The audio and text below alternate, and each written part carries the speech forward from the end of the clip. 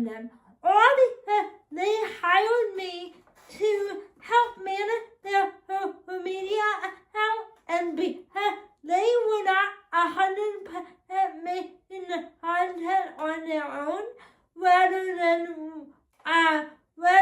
working alongside of me, they thought I was taking money from them, and that they were a complete failure if they took or were offered outside help from an administrative assistant for social media creators like me. So let's break it down when it comes to doing things independently and doing things as a team from a business standpoint.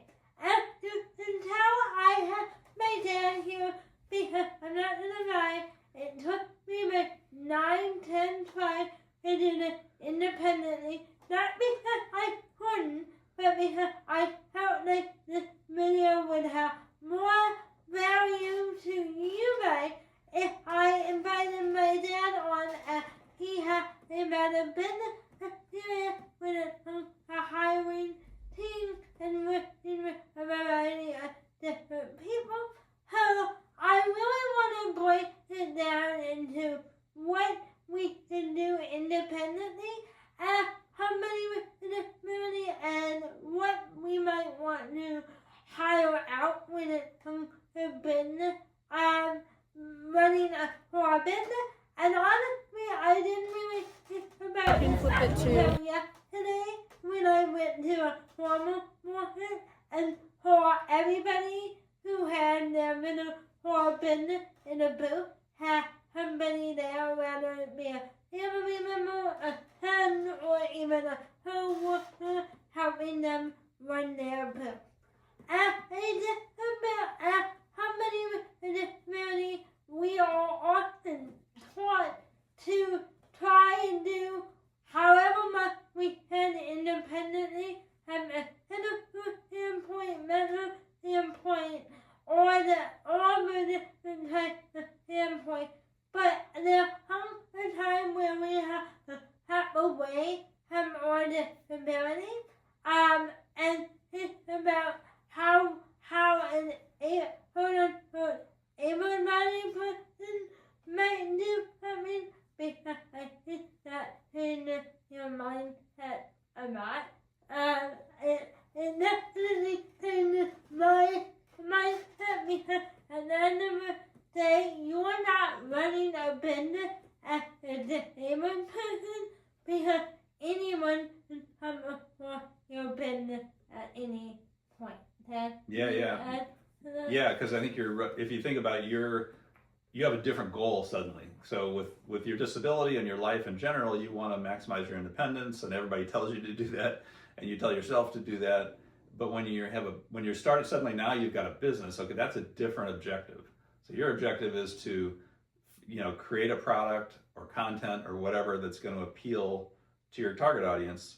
And in order to do that best, sometimes the best thing is doing it yourself, but other times the best thing is getting other expertise to help you. And every business owner does this. They don't try to be an expert in everything, because when you do that, you generally won't do well. And so you find partners, you find vendors, you hire people, you partner with people, and the end goal is to give the best product to the end user so that they like you and they trust your brand and they look for good things from you in the future. So I think that's the dividing line between your personal life and actually running a business. So you don't want to be shy about pulling in expertise. You have to be careful of cost, obviously. You can't always hire the greatest expert in the world. But, Michael Jordan, the basketball player, had a coach, and he had trainers and all that. And he's the best player probably that ever lived. And he could have played basketball without any of that. But he didn't, because he wanted to take it to the highest level he could. So that's kind of what you're saying, right? Right. And even the highest influencers that you see on your For You page and all that all have minimum, and they started from the bottom up as well. They started independently, and then they might have got some advice from a family member, a friend, someone else in that need on social media, and then eventually work their way up to the YouTube Partner Program or the Instagram manager or a social media manager. We all work our way up to that, and I feel like after disabled content creator, that's even more important because we have so much to share when it comes to advocacy and how we live our daily life, that you don't want to lose sight of the wonderful content idea you do have. And I see so many people losing sight because they want to keep up with what everyone else is doing, like with posting and all that, which is great. You want to post consistently, but you don't want to post so much that the content value misses. Yeah, that's a really good point, because it's really about, the word branding gets thrown around a lot, and people don't always understand what brand really means. It's not necessarily your logo or how things look or whatever, or how you look. It's really a brand. The way that I used to do brand consulting, and they talk about a brand as really an expectation. So when a customer interacts with you, sees some of your content, whatever, that creates in their mind, they first have a reaction like, I like it, I don't like it, oh, this person's really got some insight or not. But then what happens then is, once they're done with that first interaction, you've created an expectation about what they expect the next time they have your product or interact with you or hear you talk. And that's really what a brand is. It's that expectation of what's going to happen when I interact with this person's products.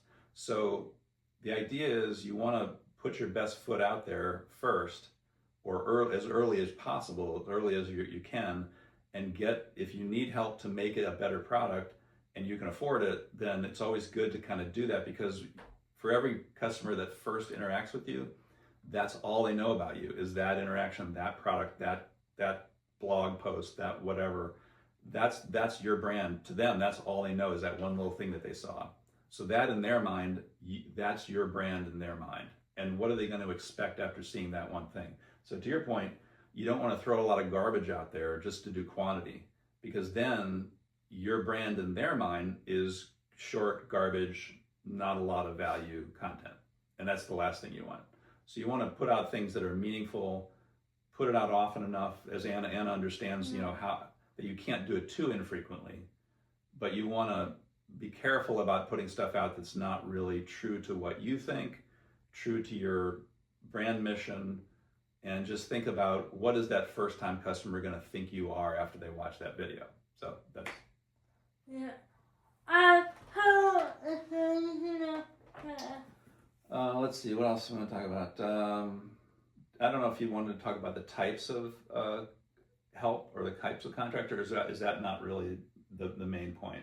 I mean, there's not too many types of people.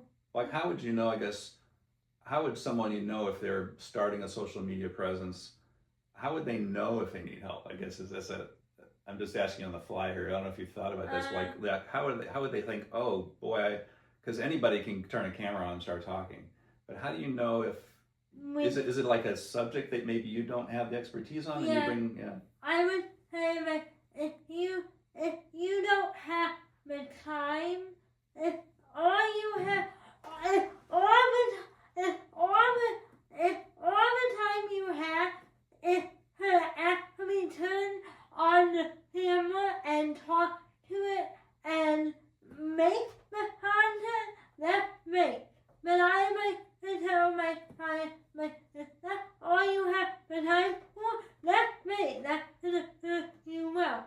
But you might want to find someone who can edit those reels, put captions on it, put titles on it, make sure it looks nice, formatting right, make sure that everything matches your brand, so that you're not just putting out any tone video, or a video that has a good message, but an eyesore.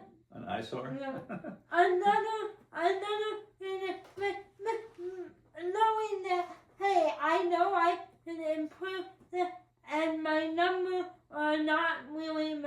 up and up, and it won't go up and up automatically, or even with me, they won't.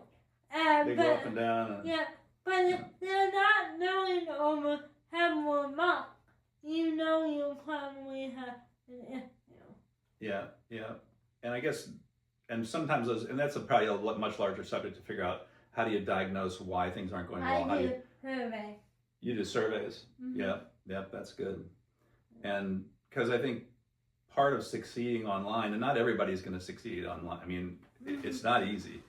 And I think one of the keys is just like any business, if you're a writer or whatever, or a speaker, is you've got to stick to what you're good at. What do you have to say that's a little bit different than others, and what does your life experience give you that's really not everybody has and not everybody knows? Mm-hmm. And when you stray too far from that, again, it gets back to the brand. Like you're getting out of your wheelhouse. You can bring in partners and experts, and that's because sometimes interviewers that are very famous, they bring in experts on a particular subject. They don't have to be an expert in everything themselves. So that's one way to, if you want to talk about a subject that you don't really know, you don't know that well, and people aren't going to look to you as an expert, that's when you bring somebody else in, and you could have an interview, and you could have a discussion about it because that person has the expertise. But don't try to put yourself out there as an expert in things that you really don't know that much about. If you have some life experience and you don't have to be a total expert in everything you talk about, you might have an experience you had out in the world that you think teaches a lesson. I know Anna does that a lot. She'll have an experience out at a store or at the park or whatever, and it just triggers something in her mind like, hey, you know what? I think I'm going to do a video about this. And that's cool. Yeah.